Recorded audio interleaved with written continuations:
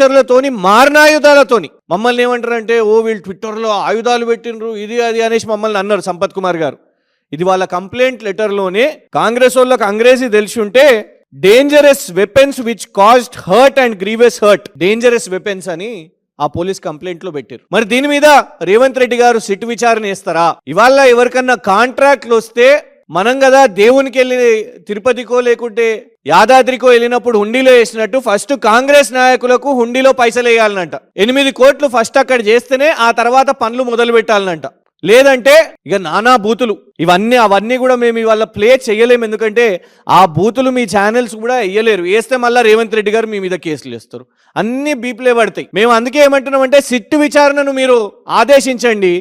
ఆ యొక్క అన్ని ఆడియో రికార్డింగ్స్ని ఎమ్మెల్యే గారు మొత్తం కూడా హ్యాండ్ ఓవర్ చేస్తారు. ఎట్లా కాంట్రాక్టర్లను ఎట్లా బూతులు బెదిరింపులు ఎట్లా చేస్తున్నారో సంపత్ కుమార్ గారు, మళ్ళీ వేరెవరో కాదు, సంపత్ కుమార్ గారే డైరెక్ట్ గా సిట్టు విచారణను ఏర్పాటు చేయండి. ఇది శ్రీ భ్రమరా ఇన్ఫ్రాస్ట్రక్చర్ ఏదైతే వాళ్లకు అక్కడ NH-44లో వాళ్లకు కాంట్రాక్ట్ వచ్చిందో, రోడ్డు కాంట్రాక్ట్ వచ్చిందో, వాళ్ళ నుంచి బెదిరింపు యొక్క పోలీస్ ఫిర్యాదు, ఇది పోలీస్ కంప్లైంట్. ఇది